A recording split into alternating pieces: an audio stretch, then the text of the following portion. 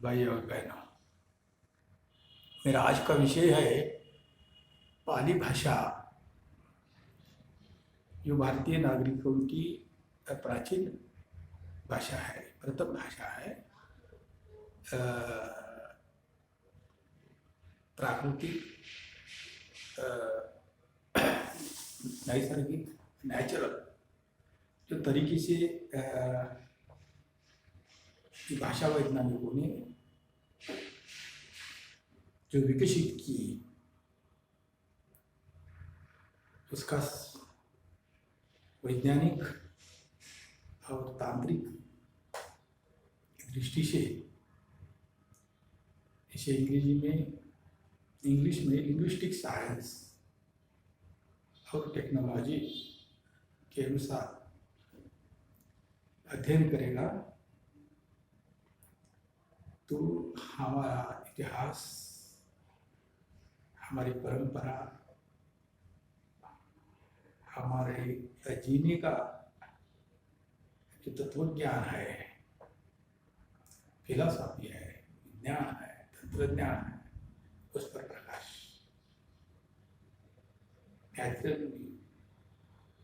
पड़ेगा। तो हमारी भाषा में, प्राकृत भाषा में, पाली भाषा में, जो पाली भाषा के प्रमुख वर्णमाला है, बेसिक अल्फाबेट्स, उसमें स्वर वॉवेल्स 8 है।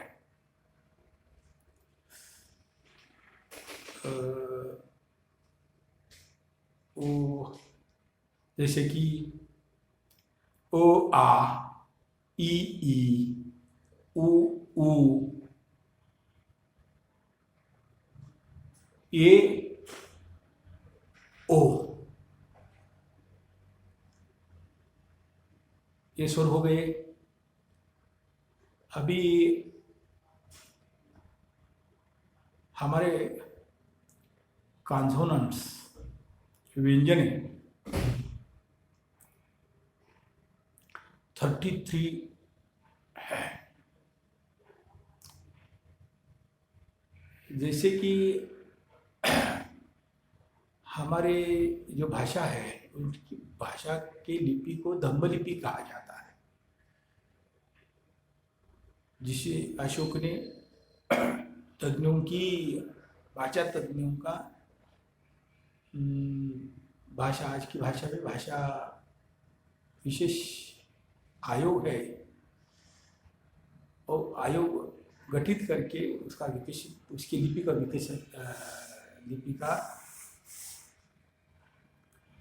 जो विकास किया, डेवलपमेंट किया, तो उसे धम्मलिपि, अशोकन धम्मलिपि कहा जाता है। तो अशोकन धम्मलिपि में 8 स्वर और 33 व्यंजन है। तो व्यंजन जैसा कि क व ग है, क व ग में को, ख, गो, घो, च, छ और झ, और ओ, पहिया का ओ। बाद में आ गया चौग, चौग में ज, छ, ज, ज, त, थ, द, द। बाद में टवग, टवग में ट, ठ, ड, ड, ढ, ढ, न। बाद में पवग, प, फ, ब, भ, म। बाद में तवग, त, थ, द, द, ध, ध, न। बाद में यवग,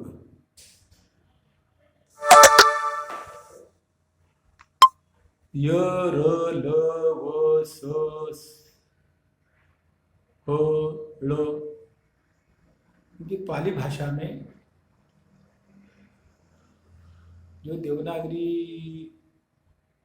में षटकोण शाम्र वो नहीं, वो है, वो पाली में नहीं है।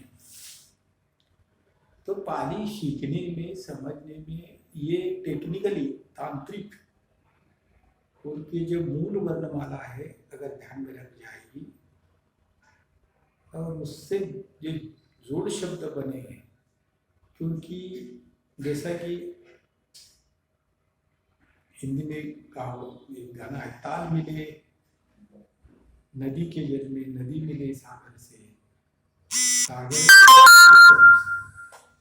तो इसे जो वर्णमाला से अक्षरों से पाली में से अक्षर कहा जाता है, अक्षरों से हमारे शब्द बनते हैं, शब्द बनते हैं। शब्द से अर्थपूर्ण वाक्य बनाने के लिए जो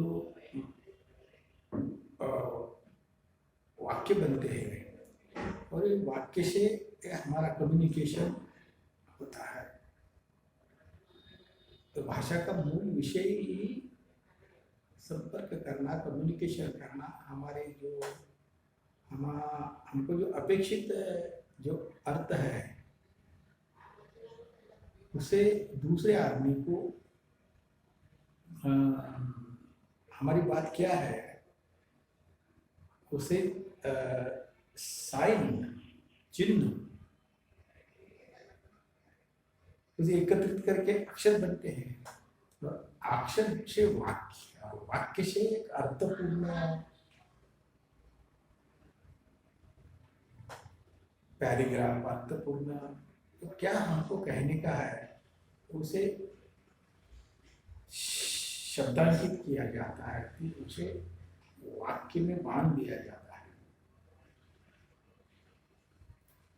तो ये एक दो दिन का काम नहीं है, वो प्रैक्टिस करेंगे तो इससे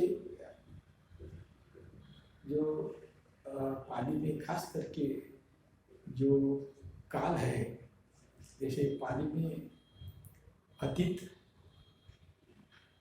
अनागत और पच्चूपन्ना, जिसे मराठी में भूत, वर्तमान और भविष्य काल कहा जाता है।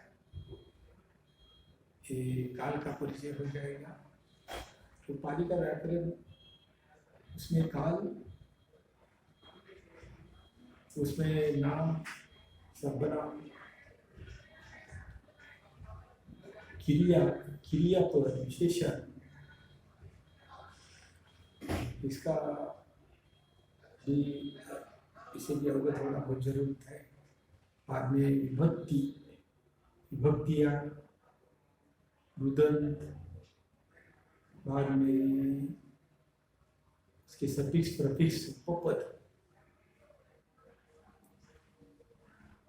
पाली का जो फंडामेंटल ग्रामर है, भाषा विज्ञान के आधार पर उससे परिचित हो जाएगा तो पाली सीखना बहुत आसान हो जाएगा। और जैसे जैसे पाली सीखेंगे वैसे वैसे ही हमारे छात्र है, हमारे जो विद्यार्थी है, स्टूडेंट्स है, उनके जो मनोवाद के कारण, संस्कृत के कारण जो कंफ्यूज का वातावरण पैदा हो गया है, इसमें क्लैरिटी आ जाएगी। क्लैरिटी आना बहुत आवश्यक है। इसे पाली सीखना, पाली ये फंडामेंटल, ये हमारी आवश्यकता है, मूलभूत आवश्यकता है। जैसे जैसे पाली का ज्ञान, क्योंकि पाली सीखने वाले, पाली समझने वाले छात्रों की संख्या बढ़ जाएगी तो हमारा संविधान का, भारतीय संविधान का जो भारतीय संविधान की जो उद्देशिका है, प्रियम्बल है, सारामर्श है, पाली भारतीय संविधान की जो उद्देश्य का है उसको, उसका पाली संविधान अपना भारतीय संविधान का जो सामाजिक मन, समाज मन, सोशल माइंड, नागरिकों का जो माइंड सेट है वो बनाने में पाली बहुत मूलभूत, पाली सीखने से आसान हो जाएगी। सब बहुत सारी बातें आसान हो जाएगी।